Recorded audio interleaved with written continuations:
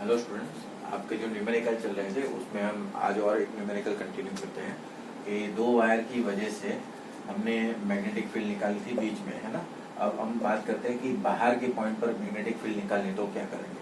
तो फिर से करंट कैरिंग वायर जिसमें आई की वैल्यू ले लेते हैं 10 एम्पियर और मतलब I1 मान लीजिए इसको और इसको I2 मान लीजिए, जिसमें जा रहा है आपका 10 एम्पियर का। दोनों की डायरेक्शन में सेम मान लेता हूँ ना।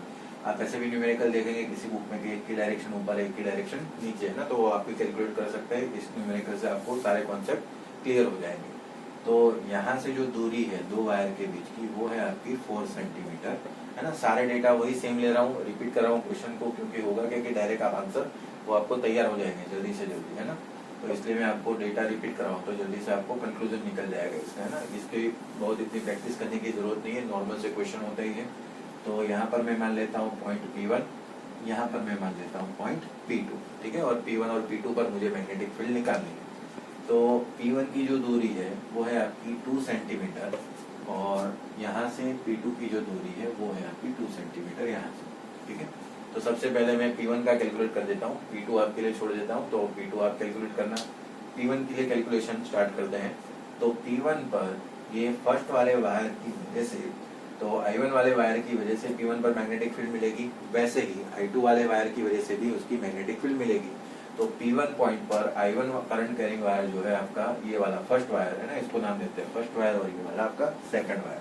तो फर्स्ट वाले वायर की वजह से जो मैग्नेटिक फील्ड मिलती है उसको मैं नाम दे देता हूँ B1, और सेकंड की वजह से मिलती है उसको नाम दे देते हैं B2।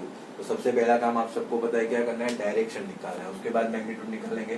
तो डायरेक्शन निकालने का तरीका, स्क्रू रूल आपको रखना है DL के पॉइंट पर और घुमाना है P पोजीशन की तरफ। तो ऐसे घूमेगा एंटी क्लॉकवाइज, तो मतलब P1 आ रहा है आपका बाहर, तो बाहर को आप ऐसे डिनोट करते हैं। वैसे ही सेकंड वाले वायर की वजह से यहाँ पर स्क्रू रखा है, घुमाया घुमाया कैसे P1 की तरफ, तो P1 तो इधर है, तो मतलब आपका स्क्रू बाहर आ रहा है। तो B2 की डायरेक्शन वो भी कैसे आ जाएगी आपकी आउटवर्ड डायरेक्शन। क्लियर। तो ये काम हो गया। चलिए अब आते हैं उसके मैग्नीट्यूड के ऊपर। तो बी नेट स्टूडेंट लिखा जाएगा, B net is equal to B1 plus B2, और B1 और B2 दोनों कैसे है आउटवर्ड डायरेक्शन में। तो ये हो गया आउटवर्ड डायरेक्शन में, और ये भी कौन सा है आपका आउटवर्ड डायरेक्शन में। तो B1 और B2 की आपको वैल्यू पता है। जो फॉर्मूला था इन्फिनिट लेंथ ऑफ वायर का क्या था, μ0I/2πd। तो लिखा जाएगा μ0I1 divide by 2πd1 plus μ0I2 divide by 2πd2, ठीक है ना। चलिए अब I1 और I2 दोनों की वैल्यू सेम है, लेकिन D1 और D2 की वैल्यू अलग अलग है। तो D1 की वैल्यू कितनी स्टूडेंट, पहले वायर से P1 पॉइंट की जो दूरी है वो कितनी है 2 सेंटीमीटर। तो D1 कितना लिखा जाएगा 2 सेंटीमीटर, और वैसे ही आपका D2 कितना लिखा जाएगा, तो ये आपका सेकंड वायर, और सेकंड वायर की वजह से देखो ये सेकंड वायर यहाँ पर और P1 पॉइंट की दूरी, तो 4 में 2 और जुड़ जाएगा तो मतलब 6 सेंटीमीटर। तो D1 की value D1 is equal to यहाँ पर 2 सेंटीमीटर, और D2 की वैल्यू आ जाएगी आपकी, D2 इज इक्वल टू लिखा जाएगा 6 सेंटीमीटर, ठीक है। चलो सारी वैल्यूज पुट कर देते हैं, ये वैल्यू ऊपर लिख देते हैं और फटाफट सॉल्व कर देते हैं। D1 is equal to 2 centimetre और D2 is equal to 6 centimetre, ठीक है। उसको मीटर में कन्वर्ट करना है तो मल्टीप्लाई बाई 10⁻²। अब कौन सी वैल्यू कॉमन निकल जाएगी, तो I1 I2 कॉमन है, तो मैं सीधा लिख देता हूँ μ0I, 2π भी कॉमन निकल जाएगा तो 2π, तो बचेगा क्या 1/d1 प्लस 1/d2, है ना। इसकी वैल्यू मैं यहाँ पर पुट कर देता हूँ। तो लिखा जाएगा μ0I अपॉन 2π, आई की वैल्यू रख देते, चलिए सभी वैल्यू पुट करके कैलकुलेट कर देते फटाफट। तो μ0 मतलब 4π मल्टीप्लाई बाई 10⁻⁷ डिवाइड बाई लिखा जाएगा 2π, आई की वैल्यू कितनी है स्टूडेंट 10 एम्पियर जा रहा है करंट, है ना। I1 I2 दोनों सेम था, इसके मैंने आई कॉमन निकाल लिया। तो 10 एम्पियर ब्रैकेट में 1/d1 मतलब 1/d1 दूरी कितनी है 2 सेंटीमीटर, तो 2 multiply by 10⁻² plus 1 divide by d2 मतलब कितना है 6 सेंटीमीटर। तो लिखा जाएगा आपका सेंटीमीटर 6 मल्टीप्लाई बाई 10⁻², है ना। आप 10⁻² भी कॉमन निकाल सकते हैं, और उसका एलसीएम लेके जो भी आंसर आएगा वो टोटल आंसर आपका कौन सा है आउटवर्ड डायरेक्शन में। दोनों आउटवर्ड डायरेक्शन में तो जुड़ जाएगी, तो दोनों बाहर की डायरेक्शन में आपका आंसर मिल जाएगा। अब P2 पर अगर ट्राई करना चाहे तो P2 पर कैसे होगा, तो सेकंड वाले की वजह से आपने यहाँ पर स्क्रू रखा और इसको घुमाया, तो कैसे घूमेगा ये क्लॉकवाइज। तो मतलब P2 पर कहाँ जाएगा वो इनवर्ट डायरेक्शन में, है ना। ये सेकंड वाले की वजह से डायरेक्शन कौन सी आएगी P2 की इनवर्ट डायरेक्शन। वैसे ही 1 की वजह से देखिए, तो यहाँ पर रखिए स्क्रू और उसको घुमाइए B2 की तरफ, कैसे जा रहा है क्लॉकवाइज मतलब अंदर की डायरेक्शन में। तो B1 भी कैसा मिल जाएगा आपको यहाँ पर वो भी कौन सा, इनवर्ट डायरेक्शन में, तो दोनों आपको इनवर्ट डायरेक्शन मिलेंगे, यहाँ पर दोनों आउटवर्ड डायरेक्शन में, तो ये भी जुड़ेंगे।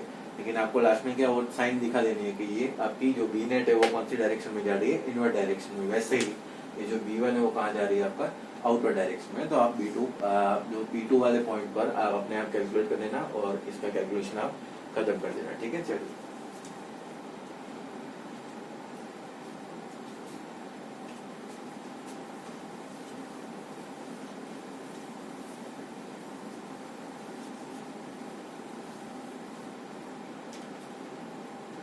चलिए तो हम आगे का एक थियरी पढ़ लेते हैं अभी।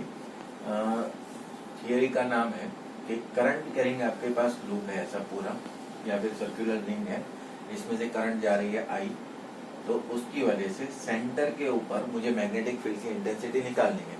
और ये किसकी मदद से करना है, हमें बायट सावर्ट लॉ की मदद से करना है ये काम, ठीक है।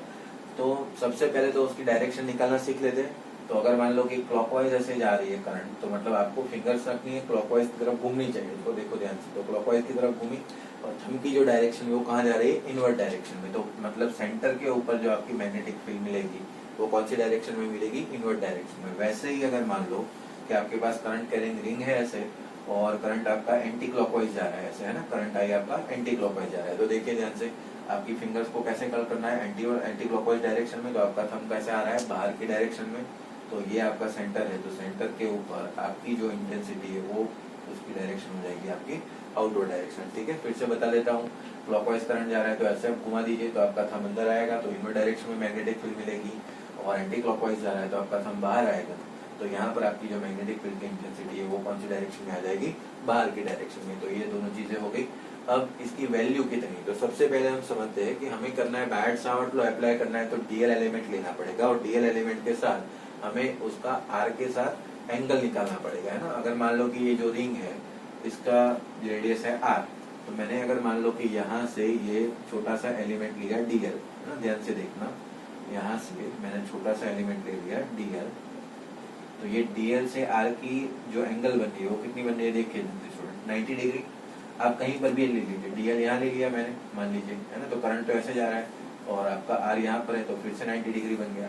ऐसा नहीं कि आप इन 4 पॉइंट पर कहीं पर भी लेकर देख लीजिए। तो ये मैंने डीएल ले लिया, तो यहाँ से ये दूरी आपकी ये, तो एंगल कितना बन गया फिर से आपका 90 डिग्री। तो कोई भी आप डीएल ले सकते हैं इस रिंग पर, तो उसका जो एंगल होगा वो ऑलवेज थीटा कितना हो जाएगा, 90 डिग्री। मतलब आपका इसमें होगा फिर DL is always perpendicular to R, मतलब रेडियस या फिर आप डिस्टेंस परपेंडिकुलर जो भी आपका है, मतलब आर जिस पर निकालना है सेंटर के ऊपर, तो डीएल और आर हमेशा क्या हो जाएगा, परपेंडिकुलर, मतलब एंगल आपका बन जाएगा 90 डिग्री, ठीक है। तो चलिए सारी वैल्यूज पुट कर देते हैं हम यहाँ पर, फिर से याद कर लीजिए। dv is equal to mu naught I divide by, मतलब mu naught upon 4 pi I DL sine theta.